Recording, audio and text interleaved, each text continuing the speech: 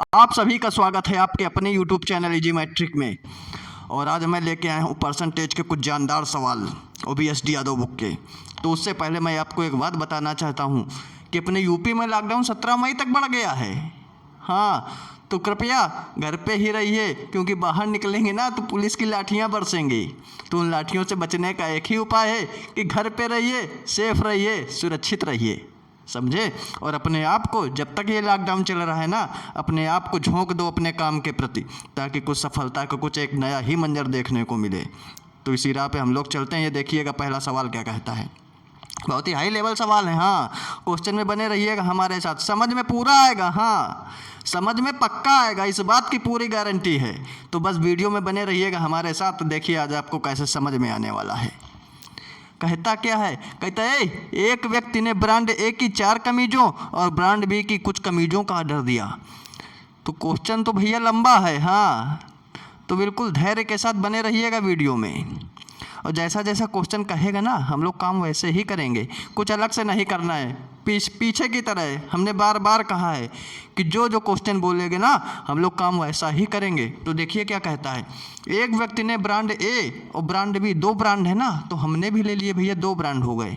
एक हो गया ब्रांड ए, एक हो गया ब्रांड बी। बस कहता है ब्रांड ए की 1 कमीज का मूल्य ब्रांड बी की एक कमीज से दुगुना है। यानी ब्रांड बी का मूल्य अगर 1 रुपया है भैया, तो ब्रांड ए वाली का 2 रुपया है, समझे।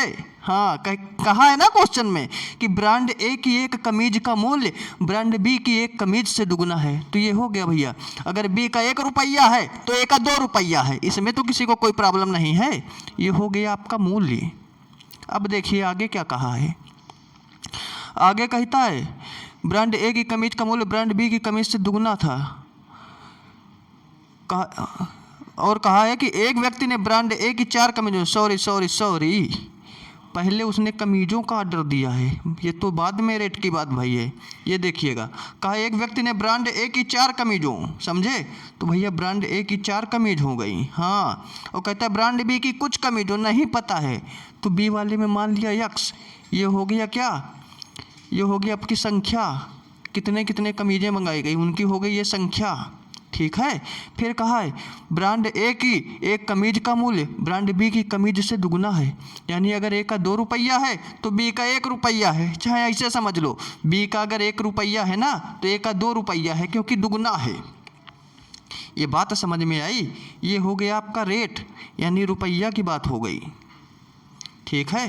तो एक बात बता दो, कुल रेट कितना देना होगा भैया। हाँ, ये भाई संख्या की बात। कहता है ब्रांड ए की 4 कमीजों और ब्रांड बी की कुछ कमीजों, तो x कमीज हो गई, ठीक है। फिर बात करी रेट की, तो अब कुल रेट कैसे निकालोगे। अरे 4 दूनी 8, 1 गुणा x, यानी 8 + x होगा कुल रेट। क्यों पता है। अरे भैया एक बात बताओ, अगर आप 4 शर्टें खरीदते हो, 4 शर्टें, समझे, समझना बात को मेरी, 2 रुपया की 1 शर्ट है, समझे। अगर आप 4 शर्टें खरीद के लाते हो तो कितनी, 8 रुपया दे के आओगे कि नहीं। वही तो हुआ है। ब्रांड ए की 4 शर्ट 2 रुपया की, यानी 4 दूनी 8 रुपया इसका, और इसकी x शर्ट 1 रुपया, यानी 8 + x, टोटल रुपया आप दे के आए कितना, 8 + x। तो कुल रेट कितना हो गया भाई, कुल रेट कितना हो गया, 8 + x। इसमें तो किसी को कोई प्रॉब्लम नहीं भाई। अब देखिए आगे क्या कहा है क्वेश्चन में। आगे देखिए क्या कहा है क्वेश्चन में। ये देखिएगा आगे क्या कहता है। कहता है माल आने पर पता चला, उसने दिया था ऑर्डर बाबू। हाँ, कहता है माल आने पर पता चला कि दोनों ब्रांडों की संख्या आपस में बदल गई है, ब्रांड बदल गया है। हाँ, रेट वही है, सिर्फ ब्रांड बदला है। तो समझना बात को, समझना जरा बात को, क्या बदला है, ब्रांड बदला है ना। तो देखो यहाँ पे था ए और यहाँ पर था बी, ब्रांड बदला है। तो ब्रांड ए की 4 कमीजें थी ना, तो बी में चली गई 4 कमीजें, और ब्रांड बी में कुछ कमीजें थी तो ए में चली गई x कमीजें। बात समझना। अरे पहले जब किया था तो ए में 4 कमीज दी थी और बी में x कमीज। अब कहता है ब्रांड बदल गया है, तो हमने भी बदल दिया, बस उसने कहा ब्रांड बदला, हमने भी ब्रांड बदल दिया और रेट वही रहेगा। हाँ, रेट वही रहेगा, ए का 2 रुपया, बी का 1 रुपया, क्योंकि कहा था ना कि बी के रेट से ए का रेट दुगना है, तो हमने भी कर दिया बी के रेट से ए का रेट दुगना। अब इसका कुल रेट कितना होगा रे बाबू, ये बता दो हमको, इसका कुल रेट। अरे 2 गुणा x यानी 2x और प्लस कितना, एक एकन्ना में 1 चौको 4 यानी 2x प्लस 4। कुल रेट कितना हो गया 2x प्लस 4। ये क्या हो गया कुल रेट। ये जो गलती से काम हो गया है ना, गलती से काम हो गया है, उसने ऑर्डर दिया था। फिर से समझिएगा ज़रा। क्वेश्चन में कहा है कि एक व्यक्ति ने ब्रांड ए की 4 कमीजों और ब्रांड बी की कुछ कमीजों का ऑर्डर दिया। तो ए और बी 2 व्यक्ति ब्रांड ए की 4 कमीज और ब्रांड बी की कुछ कमीज यानी एक्स कमीज का ऑर्डर दिया है, ठीक है। फिर क्या कहा है आगे, कहते हैं ब्रांड ए की 1 कमीज का मूल्य ब्रांड बी की 1 कमीज से दुगना था। अरे तो बी का 1 रुपया, ए का 2 रुपया, इसमें किसी को कोई प्रॉब्लम तो नहीं है, दुगना था तो कर दिया दुगना। तो एक बात बता दो, अगर भैया एक शर्ट आपको 200 रुपया की मिलती है और लाते हो 4 शर्ट, तो टोटल रुपया कितना दे के आओगे भैया, 200 गुणे 4 800 रुपया तो दे के आओगे। 200 रुपया की एक शर्ट और लाए हो 4 शर्ट, तो क्या 200 में चारों ले आओगे का, उसको दे के आओगे 200 रुपये के हिसाब से 4 शर्टों का हिसाब यानी 800 रुपया दे के आओगे। समझे बात को। तो वही यहाँ पे हुआ, कुल रुपया की बात हो गई। अब तो 4 दूनी 8 और 1 एकन्ना में 1 गुणे x यानी x, तो कुल रेट उसको कितना दे के आए, कुल पैसा 8 प्लस x, इतना दे आए उसको, ठीक है। फिर आगे क्या कहा है क्वेश्चन में, फिर से देखिएगा। कहता है एक कमीज का मूल्य कहता है ब्रांड ए की 1 कमीज का मूल्य ब्रांड बी की कमीज से दुगना था। माल आने पर पता चला है कि दोनों ब्रांडों की संख्या आपस में बदल गई है। तो भैया यहाँ से बदला गलती से, ब्रांड ए की 4 कमीज थी तो वो चली गई बी में, और बी में कुछ कमीज थी तो वो आ गई एक्स में। रेट वैसे ही लगा है, हाँ, रेट के बारे में कोई बात नहीं बताई तो रेट वैसे ही लिख दिया। तो अब कुल रेट कितना दिया होगा 2x प्लस 4। ये बात समझ में आई। अब देखो आगे क्वेश्चन में क्या कहा है, कहता इससे बिल बढ़ गया है 40%। कितना बिल बढ़ गया है 40%, सिर्फ एक गलती से कि ब्रांड बदल गया और बिल बढ़ गया 40%। तो एक बात बता दो, बिल 40% किस पे बढ़ेगा भाई, किस पे, अरे ओरिजिनल वाले रेट पे कि डुप्लीकेट वाले रेट पे, जो गलती से हुआ है कि जो देना था उस पे 40% बढ़ेगा ओरिजिनल रेट पे। हाँ, ओरिजिनल रेट कितना था, ओरिजिनल रेट ये रहा रे बाबू 8 प्लस x, समझे। ओरिजिनल रेट था, देखिएगा, अरे इधर देखिए इधर, अरे ओरिजिनल रेट था 8 प्लस x, हाँ, और डुप्लीकेट रेट था कितना 2x प्लस 4, यही था। तो कहता 40% बढ़ गया है बिल, तो 40% इसी में तो बढ़ेगा, अरे 40/100 इसी में तो बढ़ेगा, 40% बढ़ गया है तो यानी कि 140/100 ना, 40% बढ़ गया है ना रे बाबू, तो 140/100 करेंगे ना। 40% का बढ़ने का मतलब हो गया कि 100% अपने आप में पहले से है और 40% बढ़ा तो यानी कि 140/100 बढ़ा। समझे बात को। अब कर दो 1 0 से 1 0 कैंसिल, इधर कितना है 8 प्लस x, ये कितना 14/7, 14/10 यानी 2 से काट लो, 2 7 14, 2 5 10 और बराबर में 2x प्लस 4। अब इसको कर लो गुणा तो कितना हो जाएगा 8 7 56, 56/5 प्लस कितना 7x/5 और इधर कितना हो गया 2x प्लस 4। अब कर लो इसको पश्चांतर, ये है देखिए 7x/5, उधर था ना प्लस का 2x, अरे इधर ले आओ माइनस का 2x, और प्लस का 56/5 था इधर ना, इधर तो उधर जाएगा माइनस में यानी कि 56/5। अब सॉल्व करो, 5 दूनी 10x, 5 दूनी 10x, 10 में 7 गया यानी कि माइनस का 3x और बट्टा में 5, और इधर क्या होगा, अरे 5 चौको 20 और 20 में 56 यानी माइनस का 36/5। अरे इस 5 से ये 5 कैंसिल, इस माइनस से ये माइनस कैंसिल और 3 से 36 कैंसिल, कितना बचा 3 से 36 काटा तो कितना आया x की वैल्यू आ गई 12। अब देखो क्वेश्चन में क्या पूछा है, क्वेश्चन में कहा है कि मूल ऑर्डर में ब्रांड ए की कमीजों का ब्रांड बी की कमीजों से अनुपात बता दो जरा, यानी कि संख्या पूछी है। ये कितना था ए और बी? 4:X ना, यही तो था। कितना था ए और बी? ए और बी था आपका 4:X। तो 4 वैसे ही x की वैल्यू कितनी आई? 12, काट दिया, कितना आया? 1:3 ना, यही हो जाएगा आपका उत्तर। देखिए जरा किस ऑप्शन में है।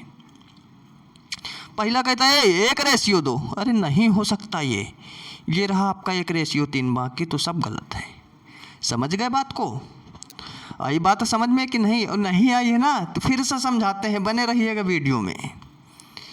क्या कहा? एक व्यक्ति ने ब्रांड ए की 4 कमीजों, ब्रांड बी की कुछ कमीजों का ऑर्डर दिया। तो ए 4 व्यक्ति, 4 कमीज और x कमीज, कुछ कमीज था ना तो x कमीज, और रेट कहा था कि बी के रेट से ए का रेट दुगना है, कर दिया दुगना।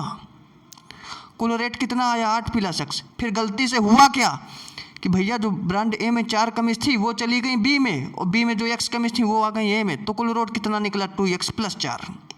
यहाँ तक बात समझ में आई। और फिर कहा जिससे बिल बढ़ गया 40%, तो यही है बात समझने वाली, बस और कुछ नहीं है समझने वाला इसमें। बिल बढ़ गया 40%, तो बिल किस में बढ़ेगा आप ये बताओ हमको? ओरिजिनल रेट पे बढ़ेगा ना 40%। जो उसको देना चाहिए था रियल में, जो उसने ऑर्डर किया था वो तो गलती से आ गया, उससे तो कोई मैटर ही नहीं बनता। जो उसने ऑर्डर किया था, जो रेट था उसमें बढ़ेगा ना 40%, यानी कि जितना पहले हो रहा था उस पर बढ़ेगा 40% बस। तो पहले वाला रेट यानी कि ओरिजिनल रेट था 8 + x, ये वाला था ना 8 + x, तो इसमें बढ़ गया 40%। तो 40% बढ़ने का मतलब क्या हुआ कि 140%। 40% बढ़ने का मतलब कि 100% अपने आप में, और 40% बढ़ा ना तो 140%। वही तो करा है 140/100। ऐसे सॉल्व करके निकाल लिया x का मान। और एक बात बता दूं, अरे ये भी रेट था और ये भी रेट था, इसलिए दोनों हो गए आपस में बराबर, समझे? तो कर लिया, निकाल लिया x का मान और बस रख दिया। x की जगह पे 12 आ गया, काट के 1:3। अब चलें अगले सवाल पे। ये देखिए अगला सवाल क्या कहता है। कहता है नेहा का वजन टीना के वजन का 140% है। तो जो कहेगा ना काम वही करेंगे। हाँ, कहता नेहा का वजन टीना के वजन का 140% है। ए बाबू, तो नेहा का वजन हो गया टीना के वजन का 140%। 140% का मतलब बात समझे? 140/100। इस 0 से ये 0 कैंसिल, 2 × 7 = 14, 2 × 5 = 10, यानी 7/5। तो नेहा बटे टीना कितना आया रे बाबू? नेहा बटे टीना कितना आया? 7/5, यानी नेहा 7 है तो टीना 5 है। ये बात समझ में आई। फिर कहता है मीना का वजन लीना के वजन का 90% है। तो जो कहेगा बस काम उतना ही करना है हमको, और कुछ अपने मन से अलग नहीं करना है। कहता है मीना का वजन लीना के वजन का ना का कहा तो लगा दिया गुणा। कहता है 90% है, यानी 90/100। 1 0 से 1 0 कैंसिल, यानी 9/10। तो मीना बटे लीना कितना आया? हाँ, नाम भी बड़े अजीब अजीब रखे हैं इसने। मीना, लीना, टीना, चंपा, सारे नाम रख दिए इसने। कितना हो गया रे बाबू? 9/10, यानी कि मीना 9 है तो लीना 10 है। अब देखो आगे क्या कहा है। फिर कहता है लीना का वजन टीना के वजन का दुगुना है। किसका? लीना का वजन टीना के वजन का दुगुना है। तो ये लो बाबू, लीना का वजन टीना के वजन का दुगुना है ना, तो ये हो गई भैया टीना, और ये है दुगुना, टीना के वजन का दुगुना, तो कर दिया गुणे में 2। अब लीना बटे टीना कितना हुआ? हाँ, बड़े अजीब अजीब नाम है रे बाबू, लीना, टीना, पीना। लीना बटे टीना कितना हुआ? 2/1, यानी लीना 2 है तो टीना 1 है। ये बात समझ में आई। अब देखो आगे क्या कहा है। कहता है तब यदि नेहा का वजन मीना के वजन का x% हो। किसका? नेहा का वजन मीना के वजन का x% हो, तो x का मान क्या है? तो एक पहले क्लियर कर लेते हैं बात कि नेहा का वजन है कितना। यहाँ से देखो नेहा बटे टीना, यानी नेहा बटे टीना, नेहा 7 है तो टीना 5 है। तो पहले इस रेशियो को लिख लेते हैं। नेहा 7 है तो टीना 5 है। ये है भैया नेहा 7, नेहा रेशियो टीना कितना आएगा? नेहा 7 है तो टीना 5 है, समझे? अब देखो नेहा 7 है तो टीना 5 है ना, अब देखो भैया, इधर लीना और मीना से कोई मतलब नहीं है हमको। इधर देखिए, टीना का हिस्सा 1 है, लीना 2 है और टीना 1 है। समझे? टीना क्यों ले रहे हैं पता है? क्योंकि वहाँ पे नेहा और टीना है ना, तो इसलिए टीना को देखेंगे। ये कहता है टीना 5 है, समझ रहे हो बात को? ये कह रहा है टीना 5 है और उधर ये कह रहा है कि टीना 1 है। तो अब इसको भी लेके बराबर करेंगे। लीना रेशियो टीना कितना हो जाएगा? 2:1 ना। लीना रेशियो टीना कितना हो जाएगा? 2:1। तो एक बात बता दो, टीना ये कहता है 1 है और ये कहता है 5 है, तो कभी हो सकता है क्या? पूरे में करा दिया 5 से गुणा, तो कितना हो जाएगा? और उसमें यहाँ पे टीना कितना है? 1, तो इसमें कराया 1 से गुणा, तो ये कितना हो गया? 7:5। और ये कितना हो गया? 7:5:10। बात समझे आप लोग? टीना भैया कितना था? 1, और उधर टीना था 5, तो टीना को करेंगे बराबर। हाँ, तो उस वाले 5 का इसमें करा गुणा तो हो गया, और इस वाले 1 का उसमें करा गुणा तो हो गया 7:5। यानी ये हो गया नेहा, और ये जो 5 आया ना, ये हो गया आपका लीना।